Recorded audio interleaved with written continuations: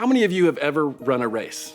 Now, I bet most of you have, like whether it was a 10K last year, a 50-yard dash in the 3rd grade, or a race against your little sister to the car, chances are most of you have been in a race of some sort. Now, one of the most common forms of racing has to do with running. And in my experience, people generally have a strong opinion about running. In fact, when it comes to competing in a race that involves running, I'd say that most people fall into one of 2 categories. 1, they absolutely love it, or 2, they absolutely hate it. So much, in fact, that they wouldn't even run from a scary clown. Okay, that's how much they hate running. If you hate running, I get it. Trust me. But here's the thing. Just in the US alone, over 60 million people love it.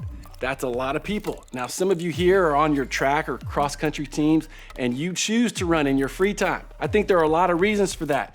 Maybe you love the thrill of competing in a sport that only depends on you. Maybe you love the feeling of beating your personal best time. But I think there's a universal reason why running is appealing to a lot of people. It's not complicated. I mean, it is, but it isn't. Listen, I may never understand all the rules of football. I've tried, but everybody knows how running works. A 5K race is the same as a marathon or a race against your best friend into the gas station. The goal is always to beat other people to the finish line. Now, that's why running is great. Winning isn't complicated, and all you have to do is finish first. And that's kind of nice because the rest of life doesn't really work that way. And here's what I mean. What if I asked you what it would take for you to be, let's say, winning with your parents? How would you answer that question? There's no easy answer because your parents and step-parents probably want a lot of things for you. There's probably more than just one goal. They want you to listen to them, do well in school, make wise choices, pick great friends, do your homework, make good grades, and put down your phone during dinner. Unlike a running race against other people where you're just racing to the finish line, there's no clear finish line when it comes to winning with your parents. Okay, that's one example. Now, what if I asked what it looks like to be winning in the friends department? What would you have to do for all your friendships to be in a good spot? Now, maybe for some of your friends, the goal is that you would be there for them whenever they need you, answer every one of their texts, like and comment on all of their social media posts. Maybe it would be to support them if they're going through a rough patch. Maybe it's taking their side and defending them if somebody's throwing shade their way. Like whatever it is, there's a different goal all the time. With friends or parents or basically any relationship for that matter, winning isn't easy because there's no clear path and no clear finish line. And nearly everybody wants something different from you. Now, here's one more. What if I asked you what it would look like to be winning in the faith department? Like, what does God want from you?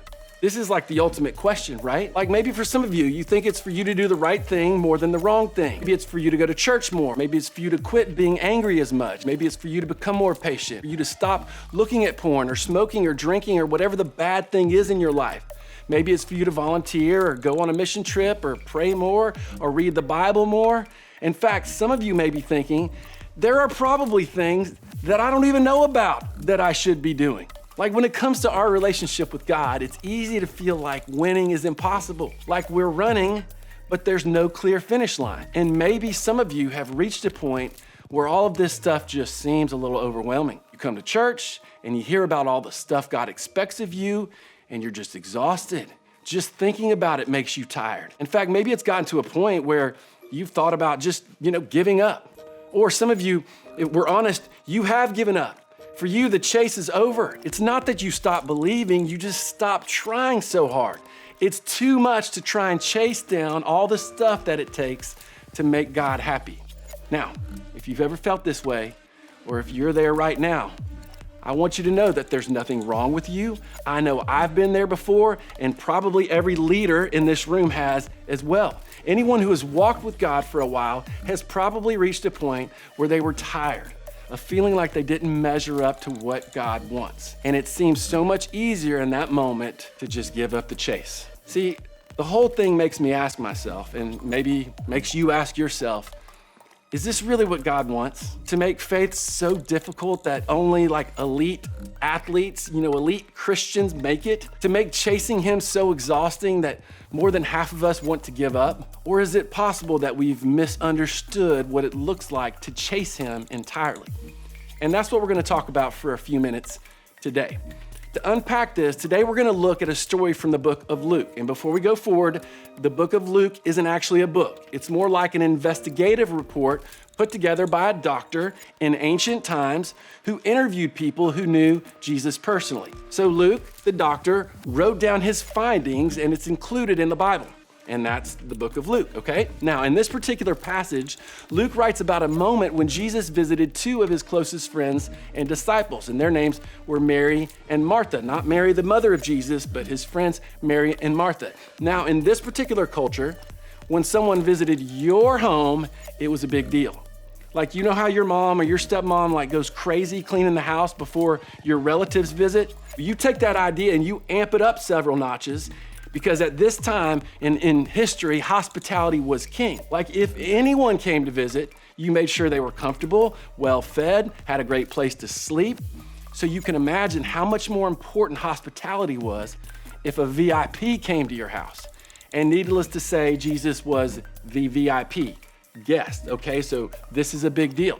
So for Jesus to come and visit Mary and Martha, that was a big deal. There was a lot to do to get ready for him. And it's not like Mary and Martha had a staff of caterers and cleaners and party planners to help them with the preparations. As far as we know, the responsibility for getting things ready, it was on the two of them. But as we'll see, two people can handle the same situation really differently. So check this out. As Jesus and the disciples continued on their way to Jerusalem, they came to a certain village where a woman named Martha welcomed him into her home.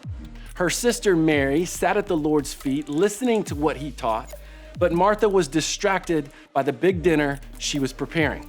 So Martha was apparently doing all the work. She was cooking, cleaning, making things perfect for their guests, but instead of helping with the work, Mary decided to just kick back, listen to Jesus, and leave all that work for her sister. So Martha's upset. I mean, I would be, right? So in her mind, Jesus deserved their hospitality, and wouldn't it be dishonoring to him if they both didn't work hard to take care of him and feed him? So while Martha does literally all the things, Mary just sits around and hangs with Jesus. So finally, Martha gets fed up. And so she takes her complaint to the guest of honor, and it goes like this. She came to Jesus and said, "Lord, doesn't it seem unfair to you that my sister just sits here while I do all the work?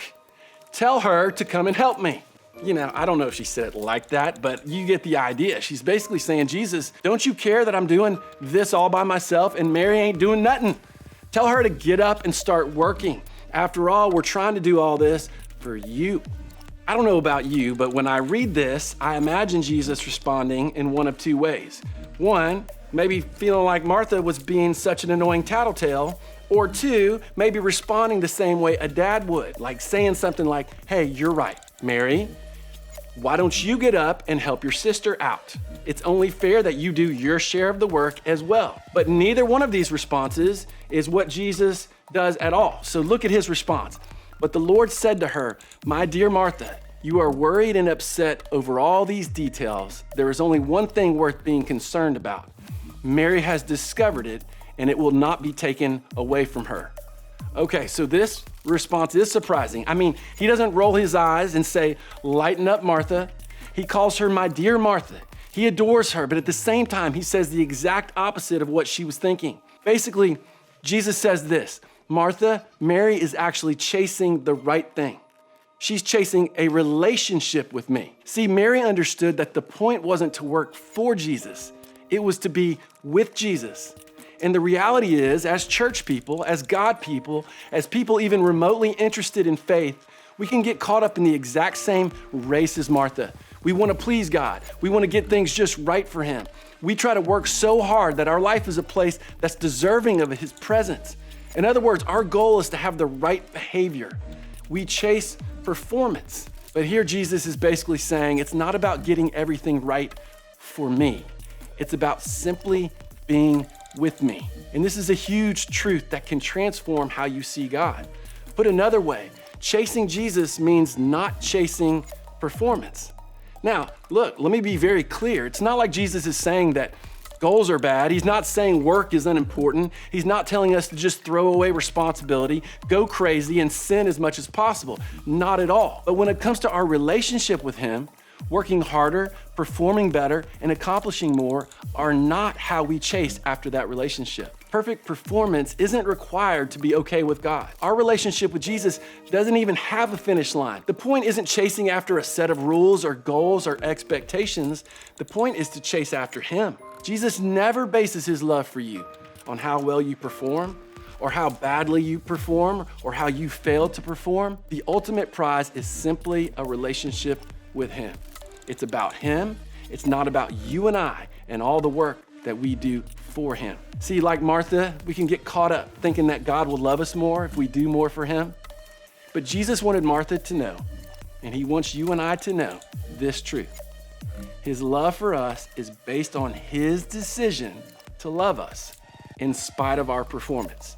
See, that kind of love, that kind of relationship is better because it can never be taken away. See, unconditional, endless relationships are ones that are based on love. Period. That's it. And that love is never connected to how much someone deserves it or how much someone has earned it. And that's the kind of love that Jesus has for each and every one of us, for you right now. See, this means that we can stop worrying. It means we can stop feeling guilty all the time. It means we don't have to skip church or keep our distance from God when we mess up. It means we don't have to be exhausted worrying about how God feels about us. It means that just like Mary, we can simply rest and spend time with Him. And this week, I want to encourage you to change what you chase. Stop chasing perfection. Stop chasing religion. Stop chasing sky-high expectations. Instead, I want you to simply try to chase Jesus. See, Mary understood a fundamental truth. We don't have to get ready before Jesus will spend time with us. We don't have to get our lives in order before He'll be in our presence. We don't have to be good enough to be good with Him. Jesus was good enough for all of us, and He welcomes us because He wants to be close to us now. And nothing you and I do or don't do will ever change that reality. See, when it comes to chasing Jesus, it may be easier than you think because He isn't running from you and telling you to catch up. He's running towards you. So don't get distracted. Don't complicate your relationship with Him. All of us, yes, should strive to do good things, serve others, develop habits, grow in our relationship with Jesus. We will never grow if we stay the same. But none of that is a requirement to have a relationship with Jesus. And none of it will keep us away from Him. When it comes to chasing Him, just remember this: perfect performance is not required. He loves you regardless.